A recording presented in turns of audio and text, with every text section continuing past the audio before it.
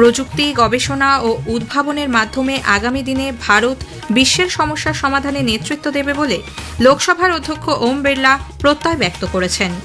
কলকাতায় আজ Bharat chamber of কমার্সের ১২৫ বছর পূর্তি উপলক্ষে আয়োজিত অনুষ্ঠানে যোগ দেন তিনি। বিসিসিআই বিশ্বকাপ জয়ী ভারতের মহিলা ক্রিকেট দলের জন্য ৫১ কোটি টাকা পুরস্কার ঘোষণা করেছে। আজ সেই বিস্তারিত খবরে প্রধানমন্ত্রী নরেন্দ্র মোদী বলেছেন, দেশ এখন প্রযুক্তি ক্ষেত্রে আর উপভোক্তা হিসেবে পরিচিত নয়, বরং প্রযুক্তির মাধ্যমে বিপ্লবে পথপ্রদর্শকের ভূমিকা পালন করে। নতুন দিল্লির ভারত মণ্ডপমে ইমার্জিং সায়েন্স অ্যান্ড টেকনোলজি ইনোভেশনের কনক্লেভের উদ্বোধন করে প্রধানমন্ত্রী বলেন, দেশে আধুনিক উদ্ভাবন ব্যবস্থা গড়ে তুলতে সহজে যাতে গবেষণা করা যায়, সরকার সেই বিষয়টিকে অগ্রাধিকার দিচ্ছে।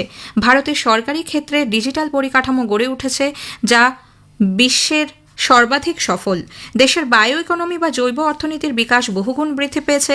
২০১৪ সালে এর পরিমাণ ছিল $১,০০০ কোটি, যা এখন বৃদ্ধি পেয়ে $১৪,০০০ কোটি পৌঁছেছে।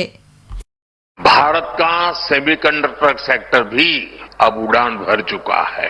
बायो इकोनॉमी की बात करें तो 2014 में ये $10 बिलियन की थी, आज ये करीब $140 बिलियन तक पहुंच चुकी है।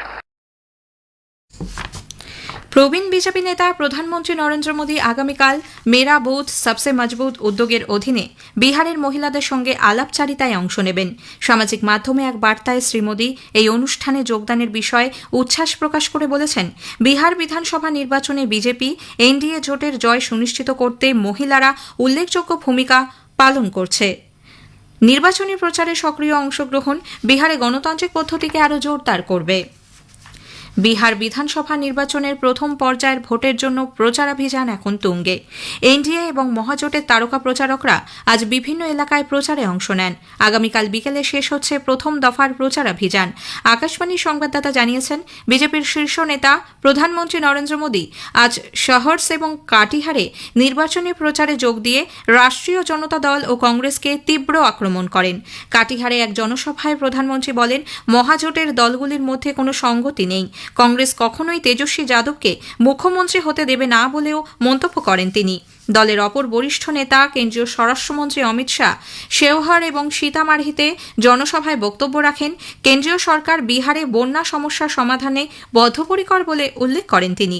সে কারণে কোশি মেচি প্রকল্পের সূচনা হয়েছে বলে শ্রী শাহ জানিয়েছেন। অন্যদিকে কংগ্রেস নেতা মল্লিকার্জুন খাড়গে বৈশালী জেলার রাজাপাকারে এক জনসভায় রাজ্যে কর্মসংস্থান ও বেকারত্বের দিকটি নিয়ে প্রশ্ন তোলেন। কংগ্রেস নেত্রী প্রিয়াঙ্কা গান্ধী অভিযোগ করেন, এনডিএ সরকার সংবিধান এড়িয়ে কাজ চালাচ্ছে। বিহার বিধানসভা এবং অন্যান্য রাজ্য ও কেন্দ্রশাসিত অঞ্চলে উপনির্বাচনের আগে নির্বাচন কমিশন ১০০ কোটি টাকার বেশি অবৈধ সামগ্রী বাজেয়াপ্ত করেছে। এর মধ্যে রয়েছে ৯ কোটি টাকার নগদ অর্থ, ৪২ কোটি টাকা বেশি মূল্যের মদ এবং ২৪ কোটি টাকার মাদকদ্রব্য। বিভিন্ন আইন বলবৎকারী সংস্থা যৌথভাবে তল্লাশি চালিয়ে এই বিপুল পরিমাণ অবৈধ সামগ্রী বাজেয়াপ্ত করেছে। বিহারে সি ভিজিল অ্যাপে দায়ের হওয়া অভিযোগ ১০০ মিনিটের মধ্যে নিষ্পত্তি করতে ৮২৪টি ফ্লাইং স্কোয়াড মোতায়েন করা হয়েছে বলেও নির্বাচন কমিশন জানিয়েছে। পশ্চিমবঙ্গ সহ ১২টি রাজ্য ও কেন্দ্রশাসিত অঞ্চলে ভোটার তালিকায় বিশেষ নিবিড় সংশোধনী এসআইআর এর জন্য এনিউমারেশন ফর্ম বিতরণের কাজ শুরু হচ্ছে আগামীকাল। ১ মাস ব্যাপী এই কর্মসূচিতে বুথ লেভেল আধিকারিকরা প্রত্যেক নাগরিকের বাড়ি বাড়ি গিয়ে ফর্ম দেবেন এবং তা পূরণের পর সংগ্রহ করবেন। এই প্রক্রিয়া চলবে ৪ ডিসেম্বর পর্যন্ত।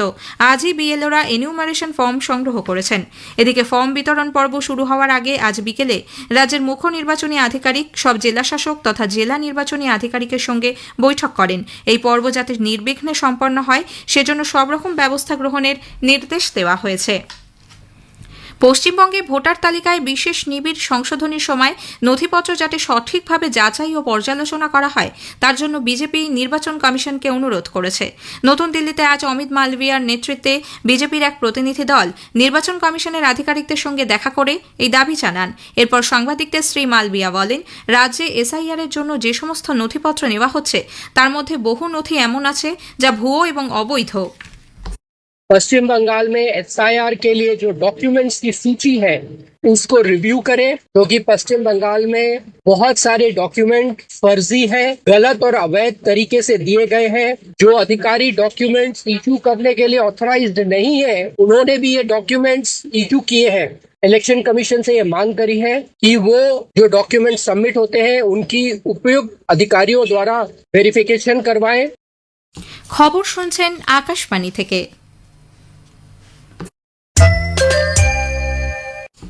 আমাদের সংবাদ শোনা যাচ্ছে ইউটিউব চ্যানেল আকাশবাণী সংবাদ বাংলা, ফেসবুক ও ইনস্টাগ্রাম আকাশবাণী সংবাদ কলকাতা এবং এক্স হ্যান্ডেল AIR নিউজ কলকাতাতে।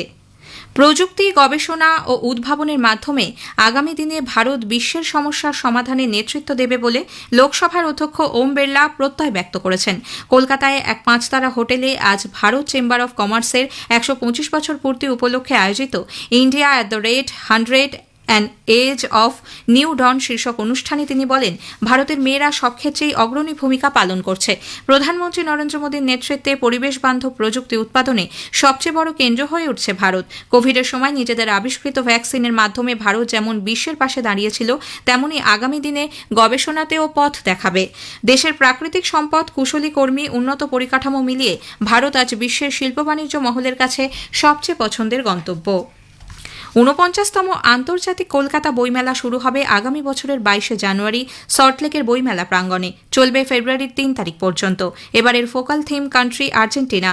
কলকাতায় আজ এক সাংবাদিক বৈঠকে পাবলিশার্স অ্যান্ড বুক সেলার্স গিল্ডের সভাপতি সুধাংশু শেখর দে এ খবর জানিয়ে বলেন, Great Britain, America, Germany, Australia, France, Spain, Peru, Colombia, Japan, Thailand এবং লাতিন আমেরিকার অনেকগুলি দেশ বইমেলায় অংশ নিতে চলেছে।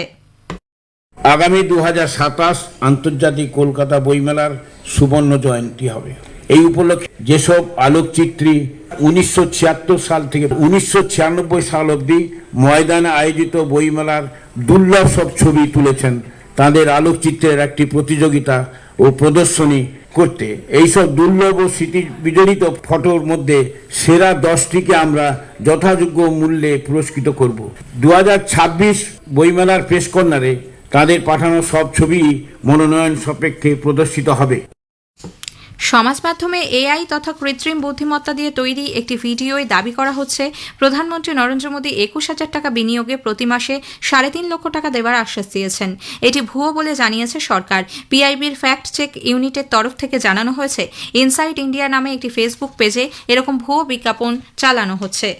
উত্তরাখণ্ড সফররত রাষ্ট্রপতি দ্রৌপদী মুর্মু আজ সন্ধ্যায় নৈনিতালে রাজভবন প্রতিষ্ঠার 125 বছর পূর্তি উদযাপনে আয়োজিত এক অনুষ্ঠানে অংশ নেন। এর আগে রাষ্ট্রপতি দেরাদুনে উত্তরাখণ্ড বিধানসভার বিশেষ অধিবেশনে রাজ্যের প্রতিষ্ঠা দিবসের রজত জয়ন্তী উপলক্ষে ভাষণ দেন। রাষ্ট্রপতি উত্তরাখণ্ডের সব বাসিন্দা এবং বিধায়কদের অভিনন্দন জানান। বিদেশমন্ত্রী ডক্টর এস জয়শঙ্কর বলেছেন, সাম্প্রতিক সময়ে ভারত ও বাহরিনের মধ্যে দ্বিপাক্ষিক বাণিজ্য ও বিনিয়োগ ক্রমশ বৃদ্ধি পেয়েছে। নতুন দিল্লিতে ভারত বাহরিন উচ্চ যৌথ কমিশনের 5ম বৈঠকের উদ্বোধনী ভাষণে ডক্টর জয়শঙ্কর বলেন, প্রতিরক্ষা, নিরাপত্তা, ব্যবসা বাণিজ্য, স্বাস্থ্য, সংস্কৃতি এবং মানুষে মানুষে যোগাযোগের ক্ষেত্রে উভয় দেশের মধ্যে দ্বিপাক্ষিক বিনিয়োগ উল্লেখযোগ্য হারে বৃদ্ধি পেয়েছে। বাহরিনের নাগরিকদের ভ্রমণের সুবিধার্থে ই-ভিসা চালুর কথাও উল্লেখ করে শ্রী জয়শঙ্কর সেদেশের বিনিয়োগকারীদের ভারতে বিনিয়োগের জন্য আহ্বান জানান। নেপালের গৌরীশঙ্কর পুরসভার রোলওয়ালিং এলাকার ইয়ালুংরি বেস ক্যাম্পে তুষার ধসের ঘটনায় 2 নেপালি গাইড সহ 3 জনের মৃত্যু হয়েছে, নিখোঁজ আরও 8 জন। 5,630 মিটার উচ্চতার ইয়ালুংরি হল বাগমতি প্রদেশের গ্রেট হিমালয়ান ট্রেলের একটি ট্রেকিং পিক। উত্তর আফগানিস্তানে গতরাতে 6.3 মাত্রার শক্তিশালী ভূমিকম্পে কমপক্ষে 20 জনের মৃত্যু হয়েছে। বিদেশমন্ত্রী ডক্টর এস জয়শঙ্কর আফগানিস্তানের বাঘ, সামাঙ্গান এবং বাগলান প্রদেশে ভূমিকম্পের ফলে প্রাণহানিতে গভীর সমবেদনা জানিয়েছেন। বিসিসিআই বিশ্বকাপ জয়ী ভারতের মহিলা ক্রিকেট দলের জন্য 51 কোটি টাকা অর্থ পুরস্কার ঘোষণা করেছে। এই অর্থ দলের খেলোয়াড়দের পাশাপাশি সাপোর্ট স্টাফদের দেওয়া হবে। এর পাশাপাশি ভারতীয় দল ICC থেকে প্রায় 40 কোটি টাকা অর্থ পুরস্কার পাবে।